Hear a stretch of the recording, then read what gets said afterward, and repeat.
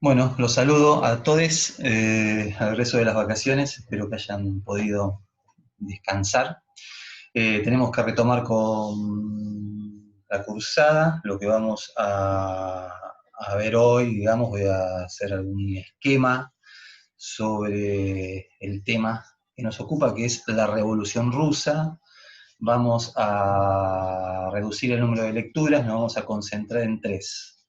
Primero, la de Traverso, que nos va a servir para discutir algunas cuestiones que tienen que ver con las interpretaciones que se han dado de la Revolución Rusa.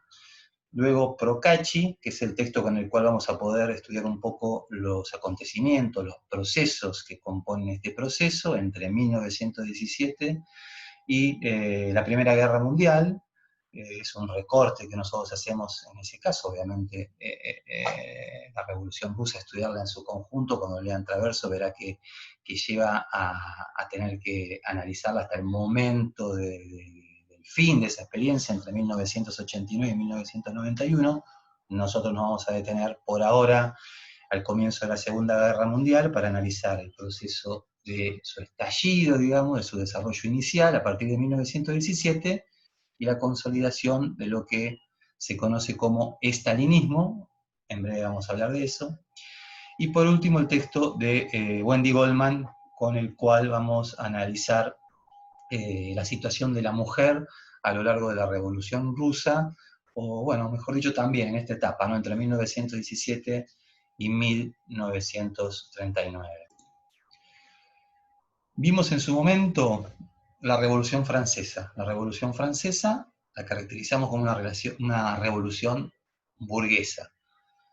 No significa eso que únicamente la clase burguesa haya participado de la misma. Vimos que era un conglomerado de diferentes fuerzas sociales que la llevaron adelante, pero el liderazgo quedaba en manos de grupos políticos encabezados por representantes de la burguesía, como los girondinos, los jacobinos, etcétera, con diferentes programas, con diferencias, pero que al final de cuentas lo que veíamos era que se imponían un conjunto de reformas, de transformaciones, sobre todo a nivel de las estructuras políticas y estatales, que iban en consonancia con los intereses de la burguesía. Hoy lo que vamos a ver es una revolución cuyo contenido de clase es otro,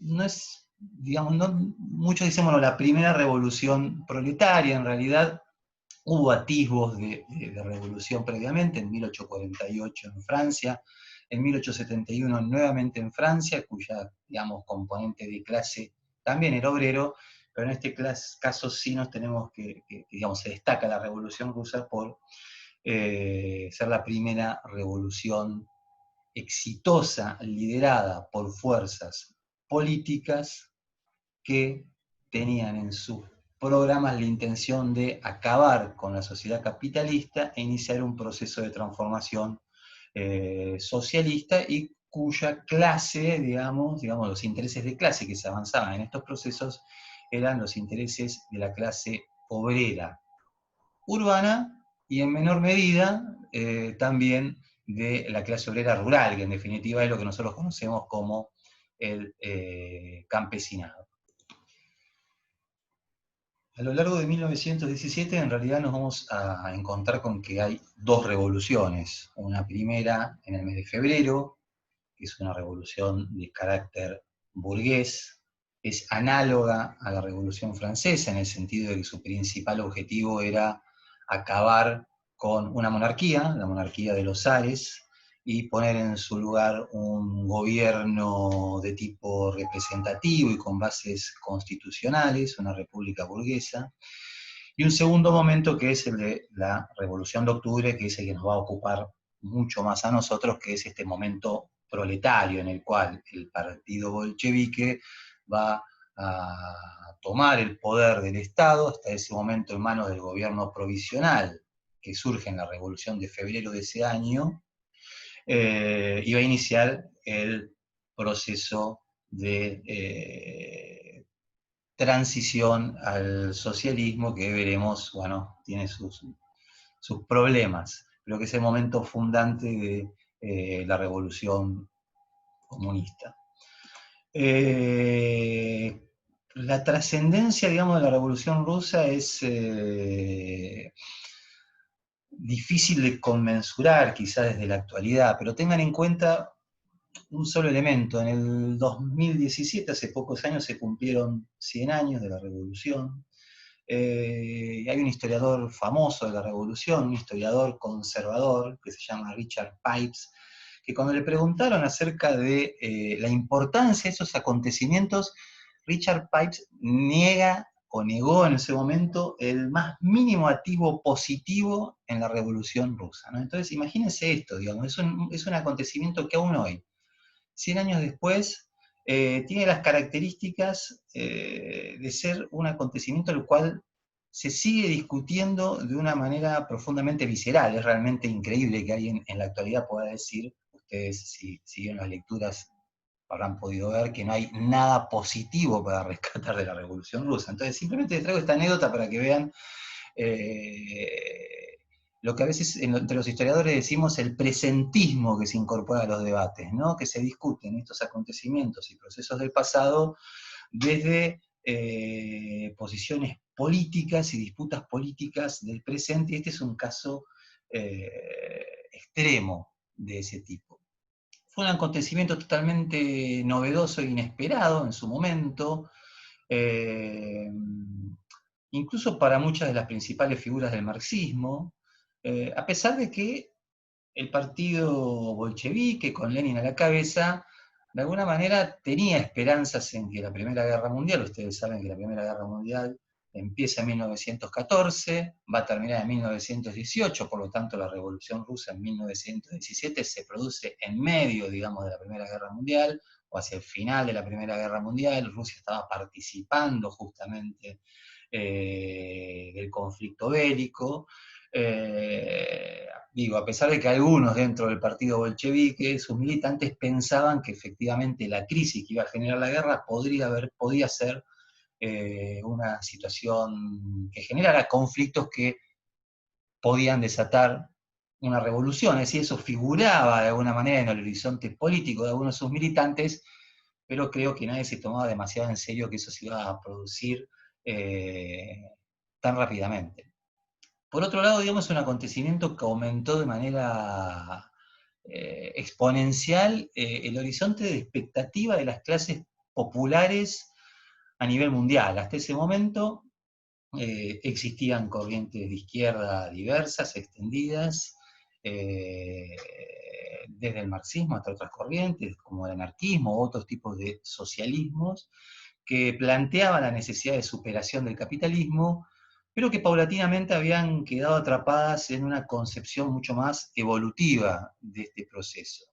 La Revolución Rusa actualiza este horizonte de expectativas y da una enorme esperanza a las ilusiones emancipatorias de las clases populares y sobre todo de la clase obrera.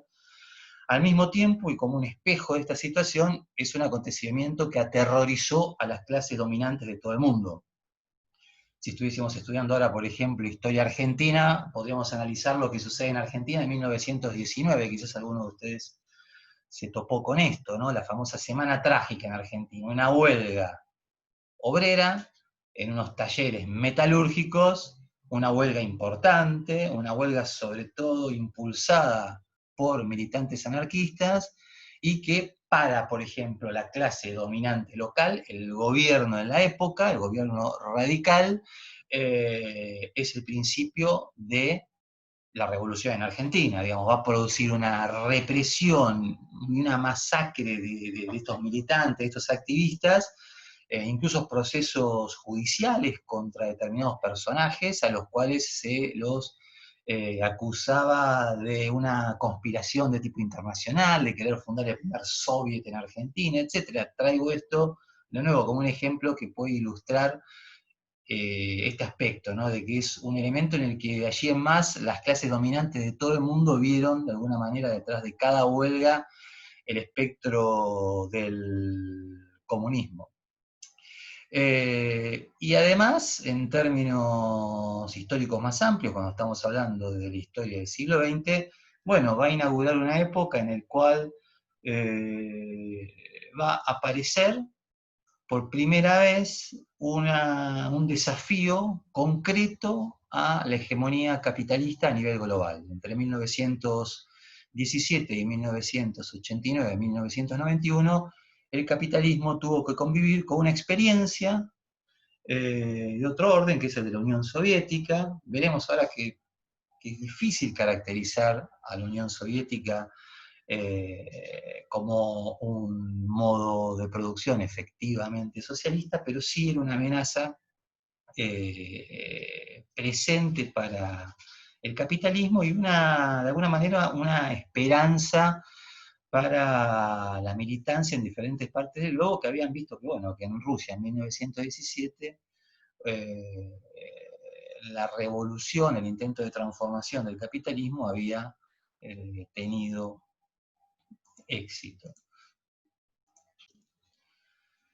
Como todo acontecimiento de esta envergadura, como de la Revolución Rusa, las interpretaciones han sido contrapuestas y ha generado enormes debates. De alguna manera el texto de Traverso les permite entrar en estos debates. Básicamente, y esa es la cita del texto de Traverso que nosotros pusimos en la actividad para el foro, de alguna manera podríamos decir que hay dos grandes, digamos, hay tres, digamos, grandes maneras de acercarse al problema de la Revolución Rusa. Uno, al estilo del conservador este que yo les mencionaba recientemente, Richard Pais. Para estos personajes se trató de un proceso que termina en una dictadura de tipo totalitario, una afrenta contra la libertad, obviamente se trata del pensamiento fuertemente liberal, en el cual no hay nada positivo para rescatar, son los historiadores que defienden lo que algunos mencionan como leyenda negra acerca de la revolución. Por otro lado está la leyenda rosa, digamos, un grupo de historiadores e intérpretes que se identifican fuertemente con la revolución rusa, pero que en esa identificación pierden de alguna manera el espíritu crítico acerca de los acontecimientos y presentan una versión idealizada acerca de la revolución. Nosotros preferimos asumir una posición distinta, un poco la que expresa Traverso en la cita que reprodujimos en la actividad que les proponemos para discutir en el foro, y en el cual la idea es que, bueno, acercarse a este proceso, a esta experiencia, de una manera crítica, tratar de entenderlo como un todo, atravesado por un conjunto de tensiones y de contradicciones internas, un proceso que presenta múltiples dimensiones, que va transformándose muy aceleradamente en un corto lapso de tiempo, y que no necesita que nosotros ni lo demonicemos ni que lo defendamos, simplemente que tratemos de acercarnos para entenderlo en toda su dimensión. No hay nada digamos, o no hubo nada de inevitable en la trayectoria del comunismo, no hubo nada de inevitable ni en sus orígenes, ni en su destino, ni en sus bifurcaciones, y lo que queremos nosotros, por lo tanto, ahora rescatar es la complejidad de ese proceso, pero también, y sobre todo, el fuerte espíritu emancipatorio que acompañó a las movilizaciones populares en la época, las aspiraciones de estas movilizaciones populares, que es lo que intentaré rescatar ahora en breve. Uno de los textos que finalmente dejamos de lado para la participación en el foro, pero que les recomiendo que lo lean, que es el de Fitzpatrick. Es el capítulo 1 de su libro y se titula El escenario. ¿Por qué nosotros pusimos ese texto ahí? Con ese texto lo que queremos es que ustedes de alguna manera, bueno, indaguen en cuál era la situación de Rusia en ese momento. Brevemente, se trata de a nivel estatal de una monarquía, la monarquía de los Ares, una monarquía que ha venido atravesando algunos cambios, unos cambios producidos porque justamente movilizaciones de obreros, de campesinos, las fuerzas opositoras liberales, habían ido alzando demandas contra la monarquía. Hay un episodio en el cual no nos vamos a meter, pero que es importante tenerlo en cuenta. En 1905 hay un primer intento revolucionario en Rusia que genera algunos cambios. Entonces esa monarquía con la que se encuentran las fuerzas revolucionarias en 1917 es una monarquía de tipo constitucional. Está el rey y hay también parlamentos. Pero esos parlamentos tienen un escasísimo poder. En la práctica y en general, todas las políticas del Estado emanan del Poder Ejecutivo. Entonces, monarquía, una monarquía constitucional, ya ha habido determinados cambios, pero un parlamento muy endeble, con poco poder, y en el cual incluso reformas posteriores habían ido haciendo que haya una sobrerepresentación de los sectores más conservadores en ese parlamento, es decir, de los terratenientes. Y cuando decimos esto, los terratenientes, estamos ya entrando en otra dimensión que es importante tener en cuenta. El Imperio Ruso era enorme, voy a ver si les puedo ahora compartir acá la pantalla para crear un pequeño mapita, que puede ser interesante, no sé si lo están viendo ahí, si sale o no el mapa. Creo que no, así que voy a volver a...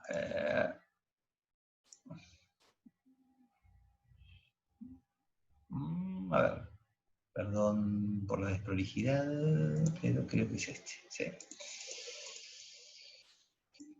Fíjense en este mapa, digamos, cuando hablamos del Imperio Ruso en 1914, la extensión territorial de Rusia, ¿no? Bueno, esa Rusia de 1917 es una Rusia en la que el 90% de la población es de origen campesina, en el que la clase dominante es fundamentalmente una clase que asienta su poder sobre la propiedad de la tierra, es decir, es una clase terrateniente. La van a ver que aparecen los textos como la aristocracia, la nobleza, los terratenientes, son diferentes nombres, diferentes categorías con los que se alude a la misma clase social, es decir, ese sector que es propietario de la mayoría de las tierras en Rusia.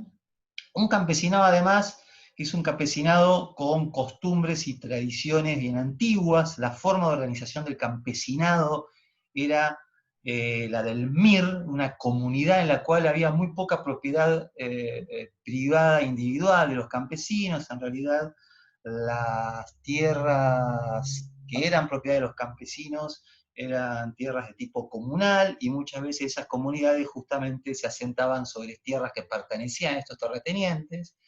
Este sector del campesinado, como mencioné, conformaba el 90% de la población en Rusia, pero hay en Rusia un proceso de industrialización de fines del siglo XIX, que se inicia ya a fines del siglo XIX, importante en algunas ciudades, sobre todo, básicamente su capital, Moscú, y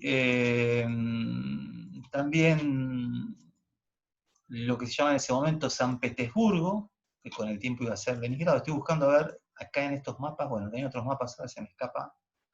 Quería mostrar dónde quedaban Moscú y San Petersburgo para que vean la distancia interna de Rusia, pero bueno, volvamos a lo que veníamos conversando. Digamos, dos ciudades en las que había un fuerte desarrollo industrial, en lo que entonces había ya un proceso de consolidación y de crecimiento de la clase obrera urbana, y esta clase obrera urbana va a ser un actor fundamental durante la revolución. Entonces, una sociedad compuesta básicamente por campesinos, un desarrollo capitalista muy desigual, combinado con un profundo atraso en las regiones rurales, pero con una industria bastante moderna, por lo menos en estos dos centros industriales que le mencionaba, San Petersburgo y Moscú, unas estructuras estatales de tipo monárquico, y además un elemento fundamental e importante que tienen que tener en cuenta es el de la Primera Guerra. Estamos hablando de una sociedad que se encuentra atravesada por la guerra, y este es un elemento central para entender el contexto en el cual se produce el estallido revolucionario. Acá les comparto de alguna manera un PowerPoint en el que está de algún modo sintetizado estos elementos que les mencionaba. Un contexto caracterizado por una economía que combinaba el desarrollo del capitalismo y proceso de industrialización con estancamiento y crisis rural, y que va a generar paulatinamente una combinación de movilizaciones obreras en las ciudades e insurrecciones campesinas en el campo, un Estado monárquico en crisis, sobre todo por la oposición interna que encuentra, pero fundamentalmente en este contexto, por el contexto de la guerra, bueno, el contexto internacional, que es el de la Primera Guerra Mundial. Al igual que cuando estudiamos la Revolución Francesa, una manera de ubicarnos a lo largo de este proceso es dividirlo en etapas. No las vamos a analizar en detalle, pero me interesa mencionárselas.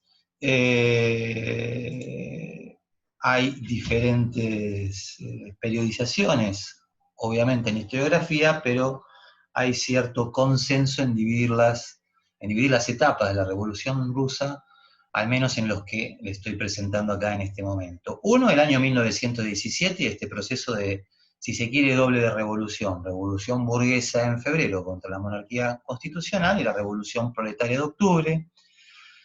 Una segunda etapa que se inicia a partir de la Revolución de Octubre y la necesidad del gobierno revolucionario de enfrentar las fuerzas contrarrevolucionarias que quieren restaurar, en algunos casos, la monarquía constitucional, en otros retomar la senda del gobierno provisional nacido en febrero. Esa es la etapa de lo que se conoce como comunismo de guerra o guerra civil. Es un periodo que se extiende entre 1918 y 1921. Luego de esta etapa aparece una tercera que se conoce como la etapa de la NEP, de la nueva política económica, que se suele fechar entre 1922 y 1928. Este es un periodo en el cual la principal intención del gobierno bolchevique es recuperar la economía del país devastada por la guerra civil. Es una etapa en la cual se vuelve a alentar de alguna manera algunas inversiones incluso de tipo capitalista, de capital extranjero, para desarrollar algunas de las industrias básicas. Lenin, una de las principales figuras de la revolución, va a hablar, Lenin muere en 1924, pero en estos años iniciales se va a hablar de capitalismo de Estado, fíjense, ¿no? Reconociendo que era necesario alentar la inversión de capital extranjero, pero el Estado debía controlar estas inversiones para intentar que estas inversiones contribuyeran al desarrollo económico, pero bajo el control del Estado para asegurar la distribución de la riqueza entre los diferentes sectores populares y además paulatinamente apuntar a retomar la senda de la transición al socialismo. Y luego, en 1928, aparece lo que, bueno, acá aparece como consolidación de Stalin y principio del stalinismo, ¿no? Vamos ahora luego a verlo más en detalle. Hay dos momentos de este proceso que suelen fecharse de acuerdo a los dos planes económicos que se conocen como planes quinquenales. Lo que atraviesa estos planes quinquenales es la idea de industrializar a la Unión Soviética de una manera acelerada, y para eso, y como paso previo, colectivizar, por lo tanto, la tierra que se encontraba en manos campesinas, como vamos a explicar ahora en unos segundos.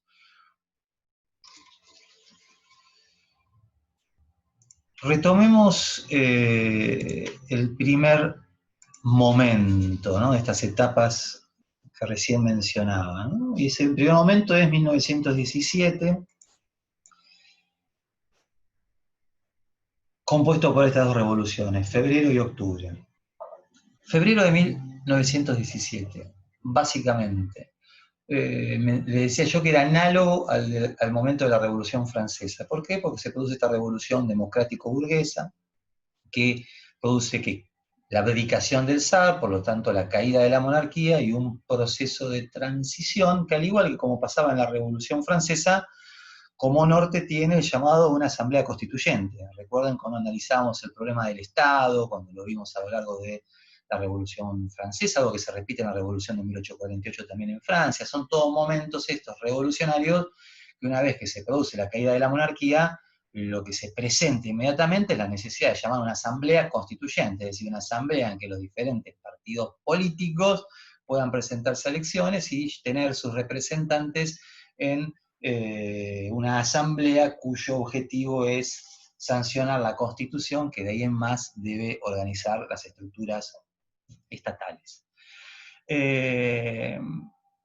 Un par de cosas me interesaría mencionar en este sentido. Parte de la leyenda negra lo que va a presentar es de alguna manera, una especie de preponderancia, bueno, la leyenda negra y la leyenda rosa también, nada más que unos con signos negativos y otros con signos positivos, que le va a dar una centralidad absoluta a las políticas y a las decisiones del partido bolchevique, y aún más, ni siquiera del partido bolchevique, sino de alguna de sus figuras más emblemáticas, como Lenin, Trotsky, Stalin, por nombrar a las más conocidas, pero hay otras.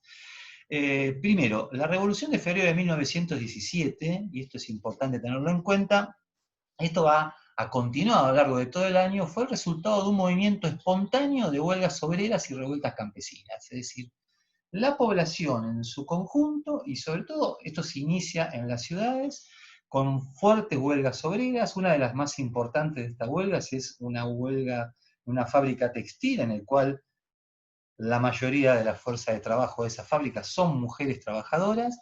Digamos, estas huelgas no están encuadradas políticamente, son parte de un movimiento espontáneo. No significa que no haya activismo y militancia política de las fuerzas de izquierda que formaban parte del mapa de la época, básicamente el partido menchevique, que era una rama del Partido Socialdemócrata Obrero Ruso, el partido bolchevique, que va finalmente a de alguna manera ir poniéndose al frente de esta movilización a lo largo de 1917, y el cual era en realidad el partido más fuerte de todos estos, que es el partido de los socialistas revolucionarios. ¿Y por qué era el más fuerte de ellos? Bueno, porque era el que tenía el apoyo mayoritario de los campesinos. Entonces, como los campesinos eran la mayoría de la población, de alguna manera en los procesos eleccionarios, el Partido Socialista Revolucionario tendía a ser el que tenía una mayor representatividad. Así que, digamos, este activismo, esta militancia participa de este movimiento, pero un dato para tener en cuenta, la mayoría de los líderes, o mejor dicho, todos, no la mayoría, todos los líderes políticos más importantes de estas tres fuerzas políticas están en el exilio en este momento.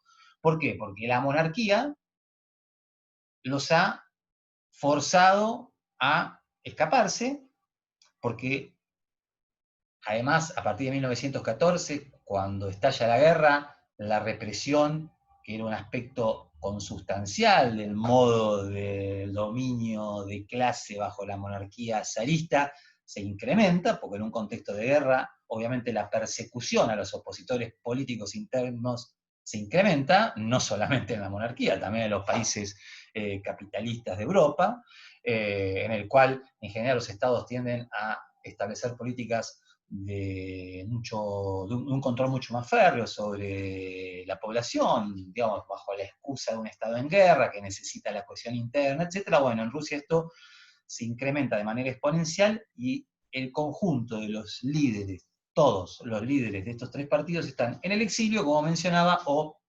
en la cárcel, o incluso en el propio exilio interior, digamos, dentro de Rusia. Ustedes vieron esa extensión. Muchas veces a estos líderes no estaban necesariamente presos, pero sí se los había deportado hacia Siberia, y por ahí vivían en alguna aldea de Siberia, en una especie de libertad condicional, pero que tenían prohibido el regreso a los centros urbanos de Moscú o de San Petersburgo. Así que este proceso de movilización espontánea que les mencionaba se produce en este contexto. Y por otro lado, un elemento que me interesa destacar también es que es una revolución muy fuerte esta de febrero de 1917 si nos atenemos al conjunto de decisiones que se toman en la época. Les leo, digamos, una pequeña síntesis de algunas de estas reformas políticas. Se concede de un día para el otro prácticamente libertad de reunión, de prensa y de expresión en el más alto sentido. Esto, el nivel en el que llega la libertad de prensa, de reunión y de expresión en la Rusia post febrero de 1917, antes aún de la Revolución de Octubre, es mucho más acentuada que lo que se vive en cualquier otra de las potencias capitalistas y de las democracias burguesas de Occidente, en el cual, por lo que les decía recién, por encontrarse en guerra, no existía estos niveles de libertad, por ejemplo, por lo menos de prensa y de expresión. Incluso en muchos países se habían sancionado las huelgas, se prohibían las huelgas, etcétera, porque se suponía que atentaban contra el esfuerzo bélico de estas naciones. Bueno. Por otro lado, se eliminaron todas las restricciones legales de religión, de clase, de clase y de raza. No es raza la mejor manera de decirlo, pero sí, digamos, todos estos procesos que tienen proceso de discriminación política a partir de racialización de diferentes sectores de la población, por ejemplo, la población afroamericana en Estados Unidos, o restricciones legales, por ejemplo, al voto de la población de origen judío, digamos, acá se produce la emancipación de los diferentes credos religiosos, etcétera, y se les permite la participación política. Hubo una amnistía general para los presos políticos. Esto va a ser central, porque entonces todas las figuras que yo les mencionaba, que se encontraban en prisión, deportadas dentro de la propia Rusia, o exiliadas, van a iniciar un proceso de retorno y a volver a Moscú y a Leningrado y a sumarse activamente a este proceso revolucionario. Se produce la abolición de la pena de muerte. Se establecen un conjunto de organismos democráticos de autogobierno en las diferentes localidades, en las diferentes aldeas, y ahora vamos a tener que hablar un poco más de este asunto. Y empieza un conjunto de leyes y de reformas progresistas, entre ellas el sufragio universal para todos los adultos y una rareza todavía en la época, este sufragio universal va a incluir incluso a las mujeres que en muchos países adelantados de Europa, la gran mayoría, diría yo, seguían estando excluidas de el derecho de elegir y de ser elegidas, cosa que acá en este contexto revolucionario se va rápidamente a aprobar una ley de sufragio universal para todos y todas, digamos, ¿no? Una rareza en la época. Y el tercer elemento, y esto es fundamental, que me interesa mencionarles y que figura ahí en en el PowerPoint que les estoy mostrando, es esta cuestión que se menciona como doble poder, ¿no? ¿Qué significa esto del doble poder? Básicamente que a partir de febrero de 1917 nos vamos a encontrar con una situación en la cual el poder del Estado de alguna manera va a tender a fragmentarse, y recuerden lo que nosotros estudiamos acerca de un elemento central del Estado burgués y del Estado-nación, que es, y de formas estatales, ¿no? Más allá del Estado burgués, que es el monopolio del ejercicio de la fuerza y la violencia. Bueno, esto va a entrar en crisis en febrero de 1917, porque a la caída de la monarquía va a seguir esta situación en la cual el gobierno provisional va a convivir con órganos de gobiernos de nivel local. Muchas veces se van a conformar a partir de este propio impulso que proviene del gobierno provisional, en el sentido que el gobierno provisional va a estimular la constitución de gobiernos locales, municipales, con fuerte autonomía, pero que en definitiva estos gobiernos locales y municipales van a ir más allá y se van a transformar en lo que se conoce como soviets. ¿Qué son los soviets? Soviet es la palabra rusa para lo que nosotros mencionamos como consejo, si se quiere, una especie de asamblea, como son las comisiones internas en las fábricas, etc. Son cuerpos colegiados en los cuales se eligen representantes y esos representantes toman las funciones de gobierno, de autoridad sobre los diferentes ámbitos.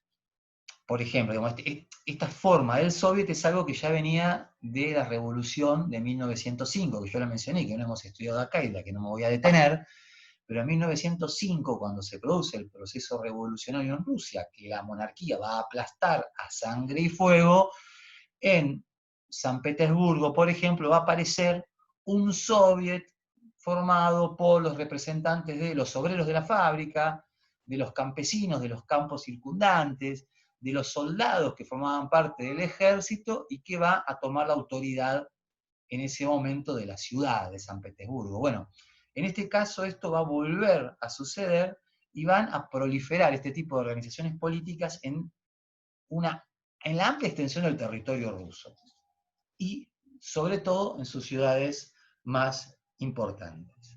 En muchos casos, los soviets van a ser las verdaderas autoridades locales, es decir, el gobierno provisional no va a poder hacer cumplir sus políticas si no obtiene el consentimiento de los soviets, y en muchos casos los propios soviets son los que van a instaurar las directivas, las políticas para el funcionamiento local. Les voy a poner un solo ejemplo para que piensen en la magnitud de lo que yo les estoy mencionando. La orden número 1, es decir, una especie de decreto que saca el soviet, es decir, este consejo de obreros, campesinos y de soldados de San Petersburgo, va a ser que en el ejército se decrete la igualdad entre los soldados rasos y los oficiales. Imagínense lo que significa esto, ¿no? En un contexto de guerra, es decir, ese ejército está peleando contra los ejércitos alemanes en el frente occidental y hay una forma de gobierno emanada de la revolución que está comunicándole a ese conjunto de soldados y les dice, bueno, a partir de ahora oficiales y soldados se van a encontrar en igualdad de condiciones. Esto no significa que esto suceda efectivamente en el ejército, pero significa el grado de desafío que generaba la aparición de estos organismos de autogobierno en algunas de las instituciones centrales del Estado, como es el ejército. Entonces, por eso es que ustedes van a ver que en los textos se habla de doble poder, porque el poder de alguna manera va a estar compartido entre el gobierno provisional y los soviets, y en muchas ocasiones muchos observadores de la época van a decir que en realidad el gobierno provisional era impotente si no conseguía el apoyo y digamos, sí, el apoyo y el acompañamiento de los soviets en las medidas de gobierno que proponía para la época. Hay tres elementos que van a ser fundamentales en este proceso revolucionario. La población en su conjunto está harta de la guerra y lo que está pidiendo de alguna manera es una solución al conflicto bélico. Hay ya en ese momento deserciones masivas de soldados, la mayoría de esos soldados eran de origen campesino aparte, que se están produciendo en el frente de batalla y que se vuelven a sus campos. Entonces aquí hay un problema central que es el problema de la guerra, el problema de la crisis que la guerra genera en Rusia y el problema que tiene el propio ejército para mantener la disciplina, porque muchísimos de los soldados de origen campesino se están volviendo. Desertan. Dos, el problema de la tierra. Los campesinos han iniciado en febrero de 1917 un problema de movilizaciones, un proceso, perdón, de movilizaciones autónomo. Están tomando tierras que son propiedad de los terratenientes, expulsando a los terratenientes de las mismas, atacando a los terratenientes, quemándoles sus casas, etc. Y esto entonces es un problema candente en ese momento. Tercer problema fundamental, el problema de la carestía en las ciudades, y esto genera un conjunto de movilizaciones obreras, huelgas, pidiendo algunas de las consignas clásicas del movimiento obrero en la época, mucho más allá de Rusia, ¿no? Jornadas de 8 horas, por las condiciones de trabajo, aumentos de salario, etc. En general, todas estas movilizaciones tienen una especie de lema que es pan, ¿no? Lo que piden es el pan. Incluso en febrero de 1917, lo que sucede es que estas manifestaciones que van a terminar entre el 23 y el 27 de febrero con la abdicación del zar, comienzan con movilizaciones de mujeres que lo que piden es pan, están haciendo largas colas frente a los comercios, etcétera, porque directamente no tienen qué comer, ¿no? Y están demandando alimentos para poder sostener a sus familias, etcétera. Bien, y acá el primer problema, este gobierno provisional no da respuesta a ninguna de estas tres situaciones. ¿Por qué no da respuesta? Primero, porque en general mantiene la idea de continuar con la guerra, retrasa los inicios de unas conversaciones de paz con los enemigos, en ese caso básicamente con Alemania. Acá hay una cuestión para tener en cuenta. En general, el conjunto de las fuerzas políticas de izquierda, en este sentido hablo de los socialistas revolucionarios y los mencheviques, tienen una posición frente a la guerra que se llama defensista. Dice, bueno, Rusia tiene que defenderse y por lo tanto tiene que continuar con la guerra, pero tiene que iniciar lo más pronto posible tratativas de paz. Únicamente los bolcheviques mantienen una posición radical en este sentido, que es, van a ser acusados de derrotistas. Lenin y los bolcheviques lo que están planteando es que Rusia tiene que abandonar la guerra de alguna manera, ¿no? Que declarar la paz de manera unilateral. Claro que esto es fácil decirlo, pero no es fácil llevarlo a la práctica porque justamente el retroceso de los ejércitos, ¿qué podría provocar? Bueno, el avance de los ejércitos enemigos, pero esta posición empieza a tener un apoyo muy fuerte entre los soldados y la población que está harta de la guerra, ¿no? Bueno, el gobierno provisional no hace nada en este sentido, es más, intenta una ofensiva que fracasa y esto va a generar mayor descontento con el gobierno. Dos, el tema de la tierra. Se prometen reformas, pero no se llevan adelante. Y acá hay un problema que es interesante. ¿Por qué no se llevan adelante? Entre otras cosas, porque un gran miedo que tiene el gobierno provisional es que si lleva adelante una reforma agraria y reparte tierras entre los campesinos, puede generar una deserción masiva de los soldados, que son de origen campesino y que se encuentran luchando a desgano en el frente de batalla. Y no quieren generar señales de este tipo, cosa de que las deserciones, que ya son un problema, se transforman en deserciones mucho más abrumadoras. Y obviamente, entonces, en este contexto, las soluciones para la clase obrera son imposibles de obtener. Último elemento, digamos, para poner en este contexto de lo que pasa entre febrero y octubre de 1917.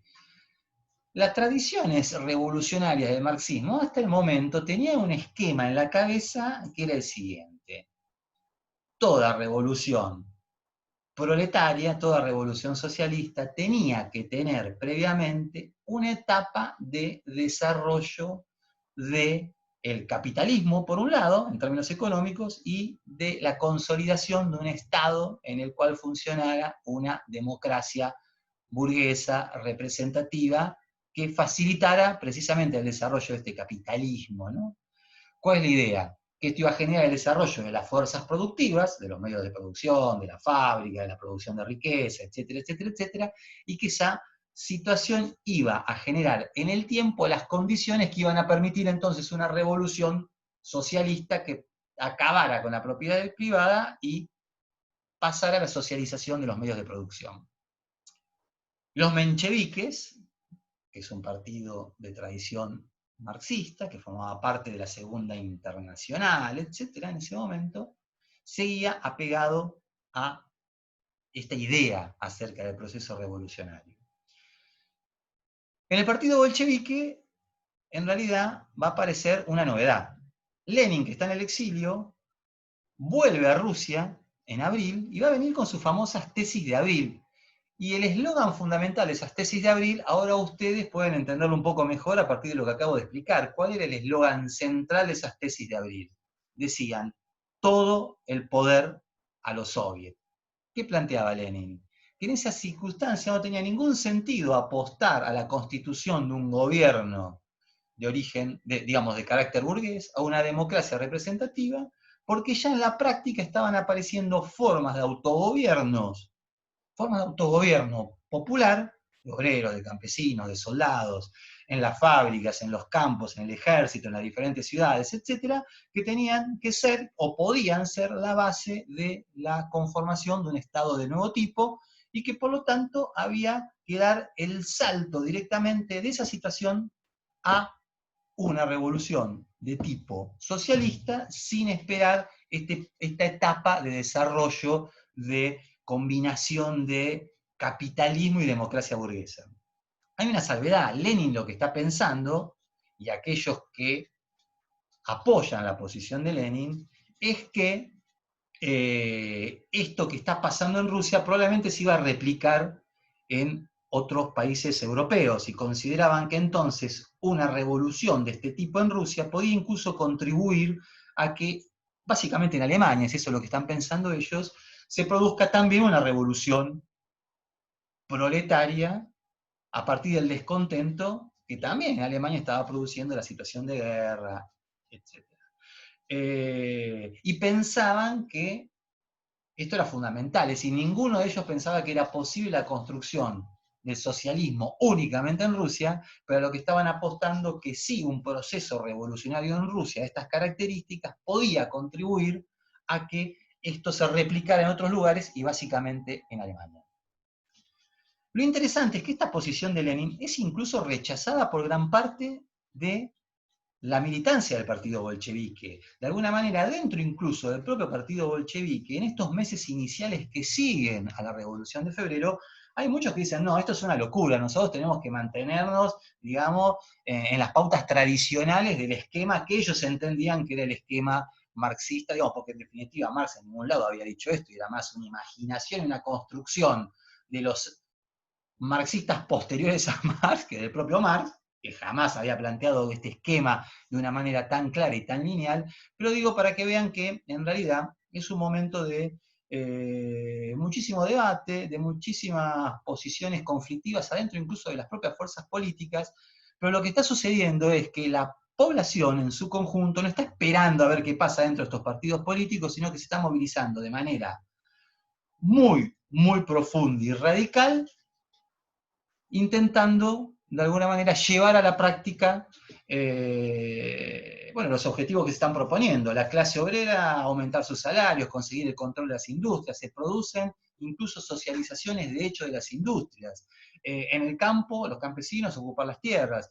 En el ejército, los soldados abandonar los ejércitos. En algunos casos hay incluso unidades enteras que se rebelan y reemplazan a sus oficiales y generan soviets para dirigir, digamos, las diferentes maniobras bélicas que están llevando adelante, etc.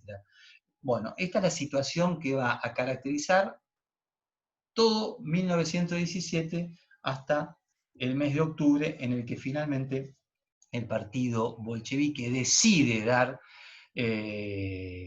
un paso al frente y tomar las riendas del Estado, desplazando un gobierno provisional ya profundamente deslegitimado por los procesos que yo les estoy mencionando en este momento. Bien, vayamos a octubre para cerrar toda esta primera etapa y después avanzamos con con las etapas posteriores que yo les estaba mencionando. A ver si puedo compartir la pantalla nuevamente. Compartir.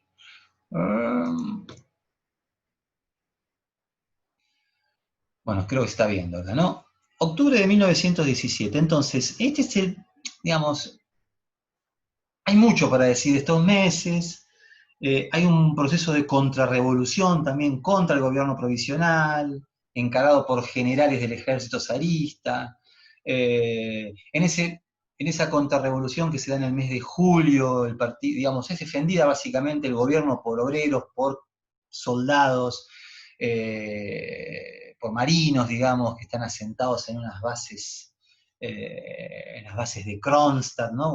Un lugar que después va a ser emblemático en 1921. Ahí los bolcheviques juegan un papel central, esto va generando importantes apoyos entre la población. El gobierno provisional está dilatando permanentemente el llamado a elecciones para la Asamblea Constituyente, esto también genera una mayor descontento en la población, que está esperando justamente este llamado de elecciones para poder, de algún modo, renovar las autoridades, que nadie las ha elegido, han salido directamente por un arreglo parlamentario en febrero de 1917, bien. En este contexto, entonces, los bolcheviques van a avanzar con un eslogan que caracteriza bien lo que yo les mencionaba, es decir, ¿cuál va a ser el eslogan que va a avanzar Lenin y el partido bolchevique en este momento? La idea de paz, pan y tierra. Y con estas consignas, los bolcheviques van a dar el paso decisivo, y en una operación que la llevan adelante las Guardias Rojas, es decir, las milicias armadas del partido bolchevique, van a tomar el poder estatal. Lo que es interesante, y es una diferencia entre febrero y octubre, que en febrero, el momento de la abdicación del zar, es un momento de masivas movilizaciones populares. Octubre no, octubre es el desenlace de un proceso de movilizaciones, pero que en el momento de la toma del poder es una decisión del partido bolchevique en un contexto de crisis que considera que está dada la oportunidad política para acabar con el gobierno provisional y fundar, de alguna manera, este nuevo Estado basado en el poder de los soviets. Y los primeros decretos que tome el gobierno bolchevique en este contexto van a estar dirigidos precisamente a dar satisfacción a estas demandas. Decretan el fin de la guerra, un decreto que obviamente es simplemente eso, un decreto, después tiene que llevarse a la práctica y vamos a ver las dificultades que esto tiene. Por otro lado, se da otro decreto que es muy importante, que es el de la abolición y el reparto de la propiedad de la tierra. Y acá un elemento que quiero señalar antes de retomar en otro video, digamos, las etapas subsiguientes. ¿Cuál es el ideal del partido bolchevique para la organización económica de la sociedad? Es justamente la abolición de la propiedad privada y la socialización de los medios de producción. En este caso, entonces, los bolcheviques se encuentran en una disyuntiva. Necesitan el apoyo del campesinado para poder llevar adelante la revolución. Sin el apoyo del campesinado, recuerden que yo les dije que conformaban el 90% de la población, es imposible pensar en un proceso revolucionario en Rusia, pero para conseguir ese apoyo tienen que tomar una decisión que en realidad choca con sus ideales y con su programa político, que es el de la socialización. ¿Por qué? Porque entonces el gobierno bolchevique de alguna manera va a proponer la nacionalización del conjunto de las tierras, pero en la práctica lo que va a producir es el reparto de la propiedad terrateniente en pequeñas unidades que va a ser distribuida entre las familias campesinas. El campesinado va a ver en esta medida, de alguna manera, una respuesta a sus demandas históricas, la posibilidad del acceso a la tierra y la posibilidad de explotar individualmente, digamos, con la fuerza de trabajo familiar, un pedazo de tierra. Entonces acá vamos a ver que se inicia un problema que va a acompañar al gobierno bolchevique a lo largo de todo este periodo y que va a tener una resolución brutal, que es la resolución que le va a dar Stalin cuando decida a inicios de 1930 la colectivización de todo ese conjunto de tierras que a partir de octubre de 1917 se van a atomizar, porque las grandes propiedades terratenientes no se van a mantener unidas y siendo explotadas colectivamente, sino que van a ser divididas en pequeñas propiedades, con algunas salvedades, después vamos a avanzar en esto, en pequeñas propiedades de explotación familiar. Por lo tanto, para conseguir el apoyo del campesinado, diciéndolo más sintéticamente, el gobierno bolchevique se ve obligado a un decreto que es central en términos políticos, consiguen el apoyo campesino, pero un problema en términos económicos. ¿Cómo hacer ahora para que la producción de alimentos en manos campesinas, en pequeñas unidades, fragmentadas, repartidas, sea lo suficientemente alta como para sostener, uno, el esfuerzo de la guerra, porque para Rusia justamente un poco es paradójica la situación, decretan el fin de la guerra, pero como tienen que embarcarse en la lucha contra los ejércitos contrarrevolucionarios que quieren destruir a la Revolución de Octubre, la guerra en Rusia se va a extender hasta 1921, y al mismo tiempo alimentar a las poblaciones urbanas, al proceso de industrialización, al esfuerzo bélico para sostener la guerra contra la contrarrevolución. Bien, voy a dejar acá y retomamos en estos días.